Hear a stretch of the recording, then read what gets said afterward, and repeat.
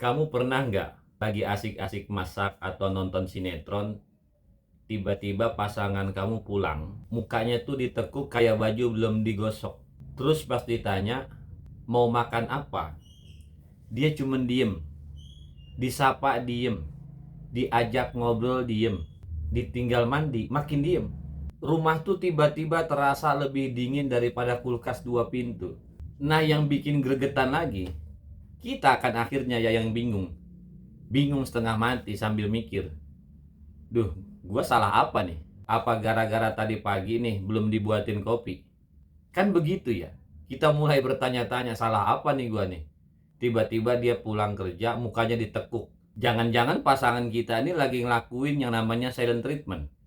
Nah, hari ini kita bakal bongkar tuntas nih. Apakah diamnya pasangan kita itu tanda dia itu butuh waktu, atau sesungguhnya dia lagi pura-pura jadi patung buat menyiksa emosi kita? Kita bedah pakai teori Esberg, Stoik, dan juga Islam. Seruput dulu kopinya, biar ngobrolnya makin santai.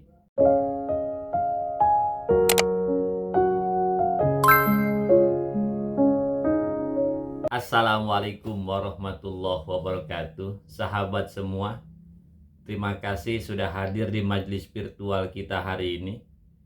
Topik kita kali ini terkait dengan aksi diam alias silent treatment dalam rumah tangga. Selama ini kan yang kita tahu itu luka hanya luka fisik dan juga luka karena diomelin, luka karena lidah. Tapi ternyata didiamkan tanpa kejelasan itu jauh lebih gila lagi. Kita ini berasa kayak dianggap hantu di rumah sendiri. Bener nggak? Tapi tunggu dulu. Jangan langsung ngecap ke suami atau pasangan kita itu toksik. Dalam teori gunung es, Esberg, diam itu kan cuma puncak 10% yang kelihatan di permukaan air. Di bawahnya itu kan ada 90% alasan kenapa seseorang memilih bungkam. Nah, hari ini kita akan kupas tuntas, biar sahabat semua nggak gampang baper, tetapi cantik secara mental ala stoik dan melangkah sesuai dengan tuntutan Islam. Siap?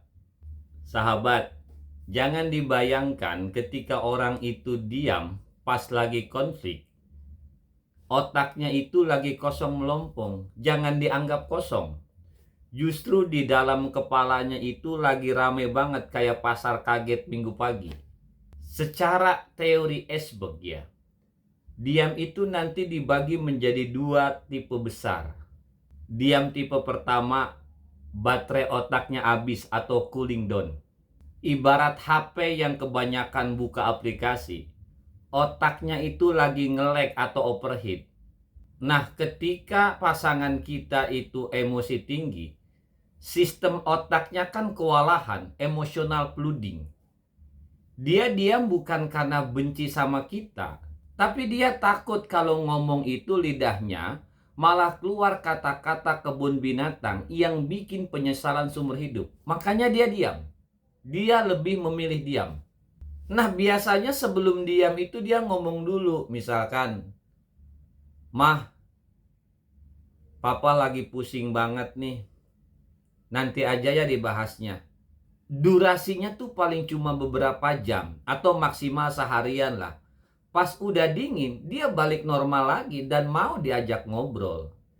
Ini namanya emotional flooding. Dia kelelahan. Jadi diam model begini itu bukan diam toksik ya. Ini namanya pasangan sadar diri. Dia diam takut rem rempongnya itu lagi blong. Daripada nabrak, ya mending dia diam. Dia parkir dulu. Nah, diam tipe kedua nih. Ini senjata pamungkas ya. Kalau yang ada di bawah gunung esnya, ada rasa ingin berkuasa, ada ego setinggi langit, dan sifat manipulatif, diamnya itu dipakai sebagai hukuman biar kamu merasa bersalah, serba salah, dan akhirnya ngemis-ngemis minta maaf. Jadi dia itu diam sengaja agar kamu itu bertekuk lutut. Ciri-cirinya bagaimana? Biasanya diam toksik atau silent treatment toksik ini Tanpa angin, tanpa hujan, tiba-tiba diam. Tiba-tiba dia berubah jadi patung. Ditanya baik-baik, malah buang muka. Dan ini berlangsung lama, berhari-hari, bahkan berminggu-minggu. Bahkan ada yang sampai berbulan-bulan. Punya pasangan tipe gini tuh kalau disapa berasa ngomong sama tembok kamar mandi ya. Dingin, licin, bikin frustasi. Lalu pertanyaannya, ketika pasangan kita hari ini sedang melakukan silent treatment toxic, silent treatment tipe kedua tadi yang sengaja mendiamkan kita berhari-hari agar kita itu minta maaf, kita harus bagaimana kira-kira gitu? Masa kita ikut-ikutan gila sih? Sahabat harus paham satu hal. Kita ini nggak punya remote control buat ngatur mulut dia, pikiran dia, otak dia. Kelakuan dia itu di luar kendali kita. Jadi ketika dia memilih diam buat nyiksa kita, itu kan di luar kendali kita. Tapi respon kita itu berada di bawah kendali kita. 100% di bawah kendali kita.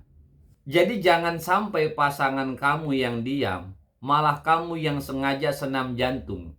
Dia yang mogok bicara, kok kamu yang gak bisa tidur? Rugi kan? Kalau pasangan kamu diam tanpa alasan, jangan terus-terusan nanya 50 kali. Kamu kenapa sih mas?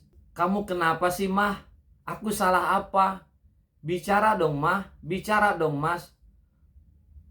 Ayo bicara. Semakin kamu ngemis, maka dia merasa semakin di atas angin. Yang mesti kamu lakukan adalah menerapkan calm posture. Berikan pernyataan sekali saja dengan tenang. Mas atau mah, aku lihat kamu lagi butuh waktu sendiri. Aku hargai itu. Nanti kalau emosinya sudah tenang dan siap bicara baik-baik, aku ada di sini. Begitu.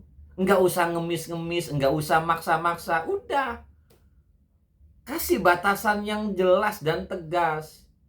Jadi setelah kamu ngomong begitu, ya kembali beraktivitas seperti biasa. Kamu nyapu yang nyapu, kamu masak ya masak.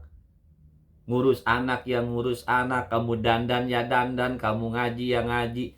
Jangan tunjukkan kalau kamu itu hancur cuma gara-gara diamnya dia. Nah itu tuh langkah-langkah menurut Stoik. Mesti memberikan batasan yang tegas. Kita mesti memahami bahwa diamnya dia di luar kendali kita. Sementara respon kita di bawah kendali kita. Lalu bagaimana kemudian dalam perspektif Islam? Nah sekarang kita masuk nih dalam kacamata Islam. Agama Islam itu kan agama yang sangat indah ya. Islam itu sangat menjunjung tinggi komunikasi yang lembut. Qaulan layyina. Baginda Nabi itu pernah mengingatkan kepada kita bahwa tidak halal bagi seorang muslim mendiamkan saudaranya lebih dari 3 hari. Rawahu Bukhari dan Muslim.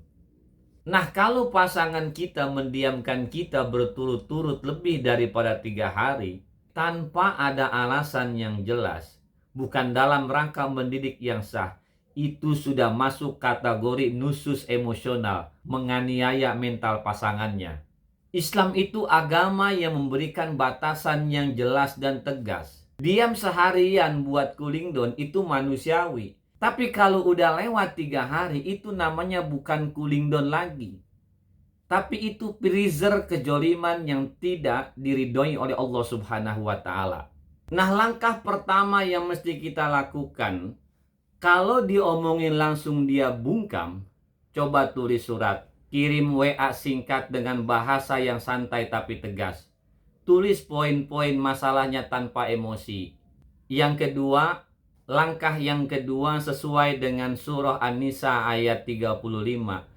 Kalau komunikasi antara dua kepala sudah buntu, gara-gara salah satu pihak jadi patung, panggil penengah. Datangkan keluarga yang disegani atau tokoh agama, ataupun bisa mendatangkan konselor. Dan langkah yang ketiga, ketegasan sikap. Pernikahan itu kan janji suci, misakon golijo ya.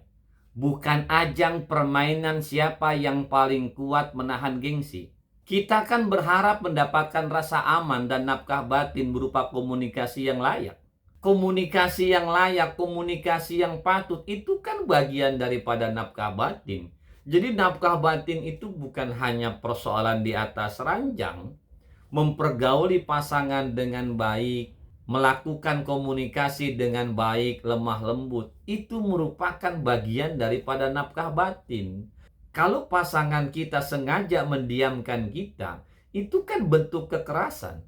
Selain mengabaikan nafkah batin, itu adalah bentuk kekerasan secara psikis. Minum dulu biar nggak haus. Sahabat semua, inti dari pembahasan kita hari ini sederhana. Jangan biarkan diamnya orang lain merenggut ketenangan hatimu dan harga dirimu. Pahami gunung esnya. Kalau dia diam karena kewalahan emosi, berikan dia ruang dan waktu dengan bijak. Kita juga mesti mendampingi, memberikan support.